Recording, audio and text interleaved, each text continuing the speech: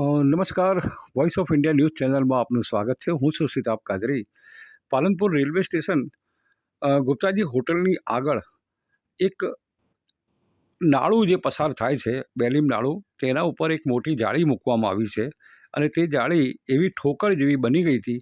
Safety માટે મૂકવામાં આવેલી જાળી લોકો માટે સમસ્યા બની ગઈ હતી અને આ બાબતે અવારનવાર રજૂઆતો કરવા છતાં વચ્ચે ચૂંટણીનો પ્રસંગ આવી ગયો હતો, એટલે આ કામ રહી ગયું હતું. અને અત્યારે પાલનપુર નગરપાલિકાના નવીન પ્રમુખ સુનીતાબેન પટેલ અને એન્જિનિયર અર્ચિત પટેલને આ બાબતની જાણ કરતાં તેઓએ આ બાબતની ગંભીરતા લઈને તાત્કાલિક અસરથી બપોરની કાળઝાળ ગરમીમાં જેને પણ ટેન્ડર આપ્યું છે તે માણસોને મોકલીને તાત્કાલિક અસરથી કામ ચાલુ કરવામાં આવ્યું હતું.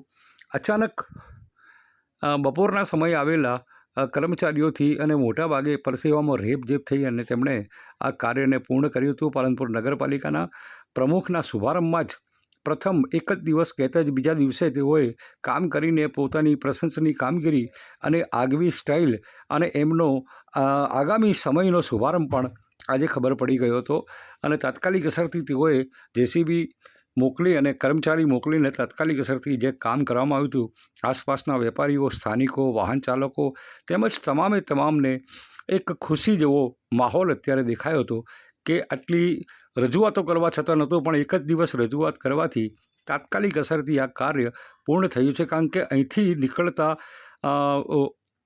ટુ વ્હીલરો ઘણી વખતે અહીંયા પટકાતા પણ જોવા મળ્યા હતા અને એક ઠોકર સમાન બની ગયું હતું. ખરેખર સેફટી માટે મૂકેલી વસ્તુ સમસ્યા બની ગઈ હતી. તેનું સમાધાન આજે નગરપાલિકાની ટીમે આવીને કર્યું છે. પાલનપુર નગરપાલિકાના પ્રમુખ, ઉપપ્રમુખ, કારોબારી ચેરમેન, ચીફ ઓફિસર